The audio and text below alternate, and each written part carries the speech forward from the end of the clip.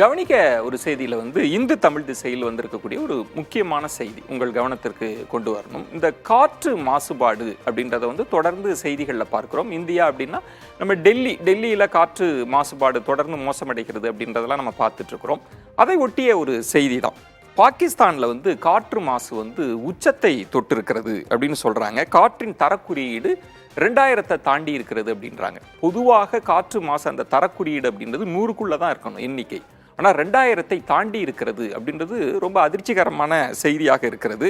ஒரே மாதத்தில் 19 லட்சம் பேர் பாதிக்கப்பட்டிருக்கிறார்கள், மருத்துவமனையில் அனுமதிக்கப்பட்டிருக்கிறார்கள். அவங்களுக்கு நுரையீரல் பாதிப்பெல்லாம் இருக்குது அப்படின்றத சுட்டி காட்டுகிறார்கள். பஞ்சாப் மாகாணத்தின் காற்றின் தரம் தான் அங்கே தான் ரொம்ப மோசமாக இருக்கிறது அப்படின்னு சொல்கிறாங்க.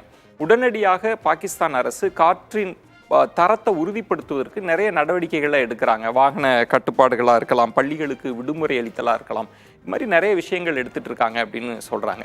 இந்த செய்தியை நம்ம எதோடு தொடர்புபடுத்தி பார்க்க வேண்டி இருக்கிறது அப்படின்னா, இந்த நிலையை நோக்கி டெல்லியினுடைய நிலைமை நகர்ந்து கொண்டு இருக்கிறது தான். டெல்லியில் காற்றின் தரம் ரொம்ப மோசமாகி கொண்டு இருக்கிறது, மாசுபாடு ரொம்ப அதிகமாக மாறிக்கொண்டு இருக்கிறது அப்படின்றத நம்ம அந்த செய்தியையும் பாகிஸ்தானோடு ஒப்பிடுகிற போது அடுத்து அரசுகள் என்ன செய்ய வேண்டும் அப்படின்ற ஒரு பெரிய கேள்வியை இந்த செய்தி எழுப்பி இருக்கிறது. அதைத்தான் உங்கள் கவனத்திற்கு கொண்டு வந்தேன்.